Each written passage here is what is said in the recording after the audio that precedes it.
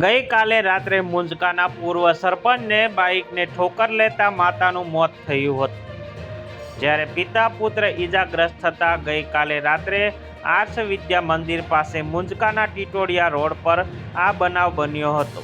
35 વર્ષીય મનુબેન પરમારને પ્રથમ રાજકોટ હોસ્પિટલ બાદ અમદાવાદ ખસેડાયા હતા, જ્યારે તેમનું મૃત્યુ નિપજ્યું હતું। પિતા ભરતભાઈ અને તેના 10 વર્ષીય પુત્ર યુવરાજને ઈજા થતાં સારવાર ખસેડાયા હતા। મુંજકાનો પરિવાર ઘરેથી વાડીએ જતો હતો, ત્યારબાદ બનાવ બન્યો હતો। આ અંગે મળતી વિગતો મુજબ મુંજકાના રહેતા ભરતભાઈ પરમાર તેમના પત્ની મુનુબેન અને પુત્ર યુવરાજ સાથે બાઇકમાં પોતાના ભાઈ સતીશભાઈની વાડીએ જતા હતા।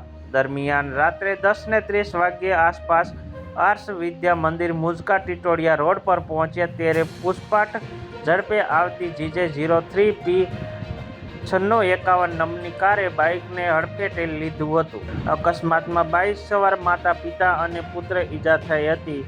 બધાને સારવાર માટે ગિરિરાજ હોસ્પિટલમાં ખસેડાયા હતા, જ્યાં ભરતભાઈને પગમાં પ્લાસ્ટિક સર્જરી કરવી પડે તેવી ગંભીર ઈજા થઈ હતી।